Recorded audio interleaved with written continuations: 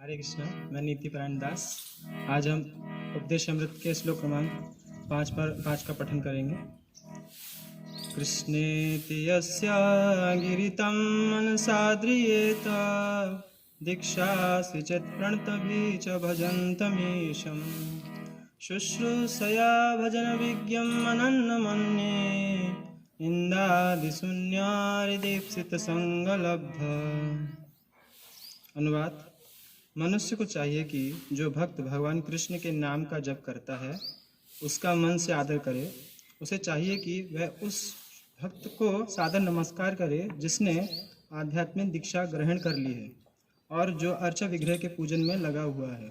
एवं उसे चाहिए कि वह उस शुद्ध भक्त की संगति करे और श्रद्धापूर्वक उसकी सेवा करे जो अनन्य भक्ति में आगे बढ़ा हुआ है और जिसका हृदय दूसरों की आलोचना निंदा करने की प्रवृत्ति से सर्वथा विमुख है। तात्पर्य: पिछले श्लोक में जिन 6 प्रकार के प्रीति के आदान प्रदानों का उल्लेख हुआ है उन्हें बुद्धिमत्ता पूर्वक व्यवहार में लाने के लिए विवेक पूर्वक उचित व्यक्तियों का चुनाव करना होगा। अतः श्रील रूप गोस्वामी परामर्श देते हैं कि हमें वैष्णवों से उनके विशेष पद के अनुसार उचित रीति से मिलना चाहिए। इस श्लोक में वे हमें यह बताते हैं कि 3 प्रकार के भक्त होते हैं: कनिष्ठ अधिकारी, मध्यम अधिकारी तथा उत्तम अधिकारी के साथ किस तरह से व्यवहार किया जाए। कनिष्ठ अधिकारी ऐसा नौसिखिया है जिसे हरिनाम की दीक्षा गुरु से मिली है और जो भगवान नाम का जप करने का प्रयास कर रहा है। ऐसे व्यक्ति को मन ही मन कनिष्ठ वैष्णव के रूप में सम्मान देना चाहिए। उसे मध्यम अधिकारी गुरु से आध्यात्मिक दीक्षा प्राप्त किए रहता है और गुरु से भगवान की दिव्य प्रेम भक्ति में पूरी तरह से व्यस्त रखते हैं। मध्यम अधिकारी को भक्ति मार्ग के मध्य में स्थित समझना चाहिए। उत्तम अधिकारी वह है जो भक्ति में बहुत आगे बढ़ा हुआ है। उत्तम अधिकारी अन्यों की निंदा करने में रुचि नहीं लेता। उसका हृदय पूरी तरह स्वच्छ रहता है और उसे अनन्य कृष्ण भावनामृत अवस्था की अनुभूति हो चुकी होती है। श्रील रूप गोस्वामी के मतानुसार ऐसे महाभागवत की संगति तथा सेवा अत्यंत वांछनीय है। मनुष्य को चाहिए कि वह कनिष्ठ अधिकारी ही ना बना रहे जो सदैव भक्ति के निम्नतम स्तर पर रहता है और केवल मंदिर के अर्चा विग्रह की पूजा करने में रुचि दिखाता है। ऐसे भक्त का वर्णन श्रीमद् भागवतम के 11वें स्कंद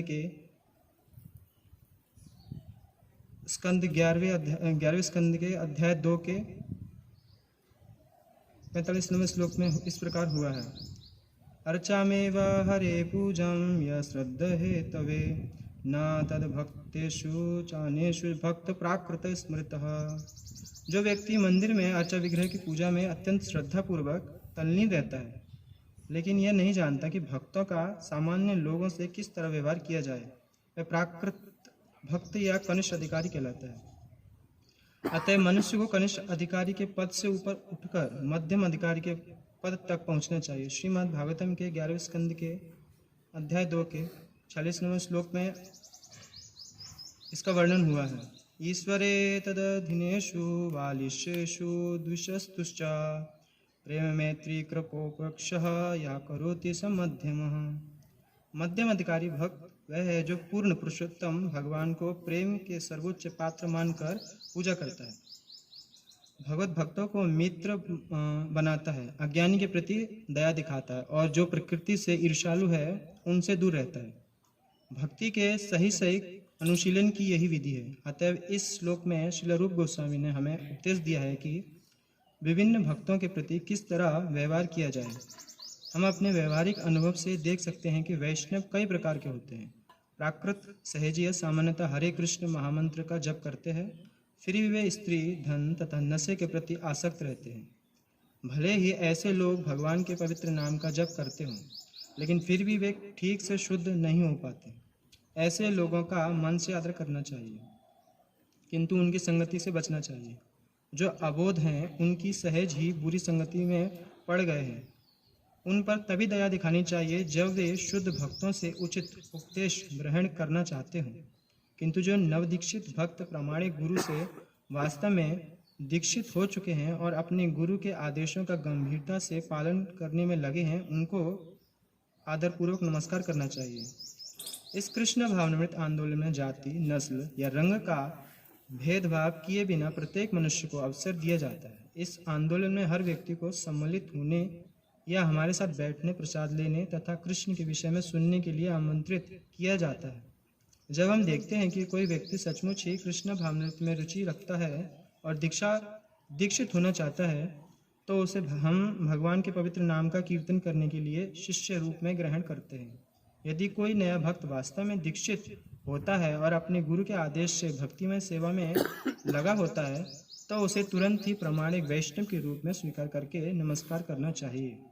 ऐसे अनेक वैष्णवों में से कोई एक ऐसा होगा जो भगवान की सेवा में गंभीरता से संलग्न रहकर समस्त विधि विधानों का पालन करता है, जपमाला का नियत संख्या में जप करता है तथा सदैव कृष्ण भावनामृत आंदोलन का विस्तार करने के विषय में विचार करता रहता है। ऐसे वैष्णव को उत्तम अधिकारी के रूप में स्वीकार करना चाहिए और उसकी संगति करनी चाहिए। जिस प्रक्रिया से भक्त कृष्ण के प्रति अनुरक्त होता है, उसका वर्णन चैतन्य चरितामृत अंतलीला 4:169 में हुआ है। दीक्षा काले भक्त करे आत्मसमर्पण, से काले कृष्ण तारे आत्मसम। दीक्षा के समय जब भक्त भगवान के प्रति पूर्ण भाव से आत्मसमर्पण करता है, तो कृष्ण उसे अपने ही समान समझकर स्वीकार कर लेते हैं। दीक्षा की व्याख्या श्रील जीव गोस्वामी द्वारा भक्ति संदर्भ में की गई है। दिव्यम ज्ञानम यतोऽध्यात् कुर्यात् पापस्य संशयं, तस्मात् दीक्ष्यति सा प्रोक्ता देशिकस्तेत्व को विदे। दीक्षा के द्वारा मनुष्य में क्रमशः भौतिक भोग के प्रति अरुचि और आध्यात्मिक जीवन के प्रति रुचि उत्पन्न होती है। हमने इसके अनेक व्यवहारिक उदाहरण विशेषतः यूरोप तथा अमेरिका में देखे हैं। ऐसे अनेक छात्र हैं जो धनी तथा सम्मानित परिवारों से हमारे पास आते हैं। उनमें बहुत जल्दी ही भौतिक भोग के प्रति रुचि का अभाव हो जाता है और आध्यात्मिक जीवन में प्रवेश करने के लिए वे अत्यंत उत्सुक हो जाते हैं। यद्यपि वे अत्यंत धनी परिवारों से आते हैं, तो भी उनमें से अनेक ऐसी जीवन दशाओं को स्वीकार करते हैं जो बहुत सुखदायी नहीं होती। निस्संदेह वे कृष्ण के लिए कोई भी जीवन दशा स्वीकार करने के लिए तैयार रहते हैं, यदि वे मंदिर में रह सके तथा वैष्णव की संगति कर सके। जब कोई भौतिक भोग के प्रति इस प्रकार उदासीन हो जाता है, तब वह गुरु द्वारा दीक्षा पाने के लिए योग्य बन जाता है। आध्यात्मिक जीवन में प्रगति करने के लिए श्रीमद् भागवतम के 6:1-13 में इसकी संस्तुति की गई है। तपस्या ब्रह्मचर्य समेन च दमेन च। जब कोई व्यक्ति दीक्षा ग्रहण करने के लिए गंभीर होता है, तो उसे तपस्या, ब्रह्मचर्य एवं मन तथा शरीर पर संयम रखने के लिए तैयार रहना चाहिए। यदि वह इस तरह तैयार है और आध्यात्मिक ज्ञान, दिव्य ज्ञान प्राप्त करने के लिए इच्छुक है, तो वह दीक्षा के लिए उपयुक्त होता है। दिव्य ज्ञानम का शास्त्रीय दृष्टि से तत्व विज्ञान या परमेश्वर का ज्ञान कहा जाता है। तद विज्ञानार्थ सह गुरु मुख्य भगिच्छित। जब कोई परम सत्य के दिव्य विषय में रुचि दिखाता है, तो उसे दीक्षा दी जानी चाहिए। ऐसे व्यक्ति को दीक्षा ग्रहण करने के लिए गुरु के पास पहुंचना चाहिए। जब कोई सचमुच ही परम सत्य के दिव्य ज्ञान में रुचि रखे, तो उसे आध्यात्मिक गुरु के पास जाना चाहिए। मनुष्य को चाहिए कि यदि वह गुरु के आदेशों का पालन ना कर सके, तो वह गुरु स्वीकार ना करे। न ही उसे आध्यात्मिक जीवन का दिखावा करने के लिए गुरु बनाना चाहिए। उसे प्रामाणिक गुरु से सीखने के लिए जिज्ञासु अर्थात अत्यंत उत्सुक रहना चाहिए। वह जो प्रश्न पूछे उसे दिव्य ज्ञान से संबंधित होना चाहिए। जिज्ञासु श्रेय उत्तमम। उत्तमम शब्द भौतिक ज्ञान से ऊपर है, उसका घोतक है। तम का अर्थ है इस भौतिक जगत का अंधकार तथा उत्त का अर्थ है दिव्य। सामान्यतः लोग संसारी विषयों के प्रति जिज्ञासा प्रकट करने में अधिक रुचि लेते हैं, किंतु जब किसी की यह रुचि जाती रहती है और वह केवल दिव्य विषयों में रुचि लेने लगता है, तो वह दीक्षा दिए जाने के लिए पूर्णतः योग्य है। जब कोई प्रामाणिक गुरु द्वारा सचमुच दीक्षित होता है और भगवान की सेवा में गंभीरता से लग जाता है, तो उसे मध्यम अधिकारी स्वीकार कर लेना चाहिए। कृष्ण के पवित्र नामों का कीर्तन इतना उत्कृष्ट है कि यदि कोई 10 अपराधों से सावधानी से बचते हुए हरे कृष्ण महामंत्र का जप करता है, तो वह क्रमशः ज्ञान के उस बिंदु तक उन्नत हो जाता है जहाँ वह समझ सकता है कि भगवान के पवित्र नाम तथा स्वयं भगवान में कोई अंतर नहीं है। जो व्यक्ति इस ज्ञान को प्राप्त कर ले, उसका नवदीक्षित भक्तों के द्वारा अत्यधिक सम्मान होना चाहिए। उसे यह भली भांति जान लेना चाहिए कि निरपराध भाव से भगवान नाम का कीर्तन किए बिना वह कृष्ण भावनामृत में प्रगति के लिए सुयोग्य पात्र नहीं बन सकता। श्री चैतन्य चरितामृत में कहा गया है, यहार कोमल श्रद्धा से कनिष्ठ जन क्रमे क्रमे ते हो भक्त होई वे उत्तम। जिसकी श्रद्धा कोमल तथा अदृढ़ हो वह नौसिखिय कहलाता है, लेकिन इस विधि का क्रमशः पालन करते हुए वह प्रथम श्रेणी के भक्तों के पद तक ऊपर उठ जाएगा। प्रत्येक व्यक्ति अपने भक्ति जीवन का शुभारंभ नवदीक्षित अवस्था से करता है, किंतु यदि वह हरिनाम का जप की निर्धारित संख्या को ढंग से पूरा करता है तो वह क्रमशः उत्तम अधिकारी के उच्चतम पद को प्राप्त करता है। कृष्ण भावनामृत आंदोलन नित्य 16 माला जप करने की संस्तुति करता है, क्योंकि पाश्चात्य देशों के लोग माला पर अधिक काल तक जप करते हुए एकाग्र नहीं रह सकते। अतएव न्यूनतम संख्या में जप करने का निर्धारण किया जाता है, किंतु श्रील भक्तिसिद्धांत सरस्वती ठाकुर कहा करते थे कि जब तक कोई कम से कम 64 माला 1 लाख नाम जप ना कर ले तब तक उसे पतित मानना चाहिए। उनकी गणना के अनुसार हम सब पति जैसे हैं, किंतु चूंकि हम परमेश्वर की सेवा पूरी गंभीरता तथा छल कपट के बिना करने के लिए प्रयत्नशील रहते हैं, अतएव हमें परम पतित पावन चैतन्य महाप्रभु की कृपा की आशा है।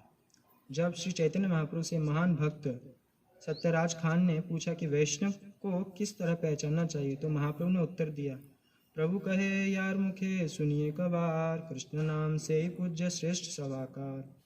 यदि किसी व्यक्ति के मुख से एक बार भी कृष्ण शब्द सुनाई पड़ जाए तो उसे समस्त व्यक्तियों में से श्रेष्ठ व्यक्ति मान लेना चाहिए। चैतन्य चरितामृत भगवान चैतन्य महाप्रभु ने कहा, अतएव यहार मुखे ए कृष्ण नाम से तह वैष्णव करे ताहार सम्मान। जो कृष्ण के पवित्र नाम के कीर्तन में अभिरुचि रखता है या जो अभ्यासवश कृष्ण के नामों का कीर्तन करना पसंद करता है, उसे वैष्णव के रूप में स्वीकार करना चाहिए और कम से कम मन से तो उसका सम्मान करना चाहिए। हमारे एक मित्र जो प्रसिद्ध अंग्रेजी संगीतकार हैं, कृष्ण के पवित्र नामों के कीर्तन के प्रति आकृष्ट हो गए हैं। यहाँ तक कि उन्होंने अपने रिकॉर्ड में भी कृष्ण के पवित्र नाम का अनेक बार उल्लेख किया है। वे अपने घर में कृष्ण के चित्रों को नमस्कार करते हैं और कृष्ण भावनामृत के प्रचारकों का भी आदर करते हैं।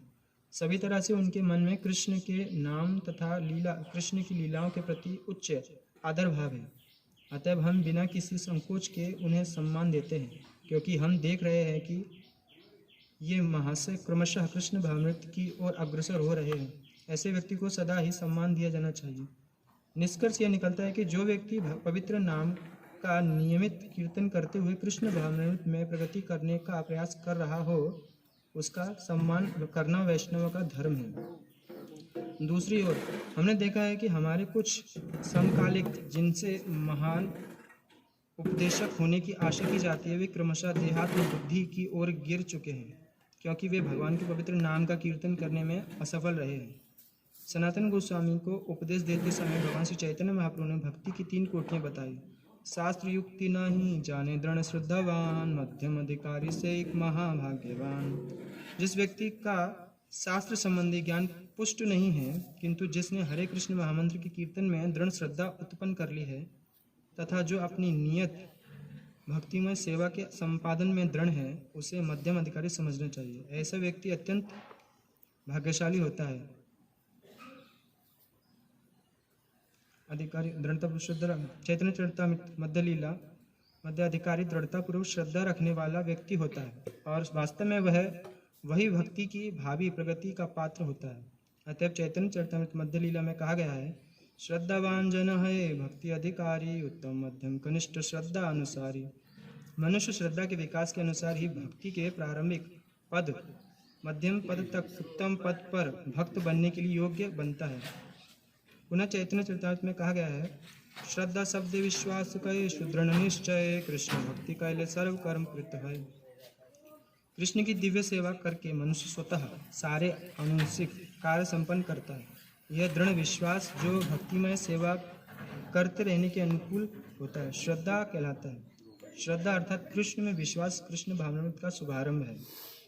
श्रद्धा का अर्थ है प्रबल विश्वास। भगवद गीता का कथन है, श्रद्धावान मनुष्य के लिए प्रामाणिक आदेश है और कृष्ण भगवद गीता में जो कुछ भी कहते हैं उसे यथारूप में बिना किसी विवेचन के स्वीकार करना चाहिए। अर्जुन ने भगवद गीता को इसी प्रकार स्वीकार किया था। भगवद गीता सुनने के बाद अर्जुन ने कृष्ण से कहा, सर्वमतम इदम ऋतम मन्ये यन्माम वदसि केशव। हे कृष्ण, आपने मुझसे जो कहा है उसे मैं पूर्णतः सत्य के रूप में स्वीकार करता हूँ। भगवद गीता को समझने की यही सही विधि है और यही श्रद्धा कहलाती है। ऐसे नहीं होना चाहिए कि कोई व्यक्ति भगवद गीता के कुछ अंश को अपने खुद के मनमाने ढंग से किए गए अर्थ घटन के अनुसार स्वीकार करे और दूसरे अंश को रद्द कर दे। श्रद्धा नहीं है। श्रद्धा का अर्थ है भगवद गीता के आदेशों को पूर्ण रूप से स्वीकार करना और विशेष रूप से सर्वधर्मान परित्यज्य माम एकम शरणम व्रज, अर्थात सारे धर्मों को त्याग कर मेरी शरण में आ जाओ। इस अंतिम उपदेश को स्वीकार करना। जब मनुष्य इस आदेश के प्रति पूर्णतः श्रद्धावान हो जाता है तो उसकी यह दृढ़ श्रद्धा आध्यात्मिक जीवन में प्रगति करने के लिए आधारभूत बन जाती है। हरे कृष्ण।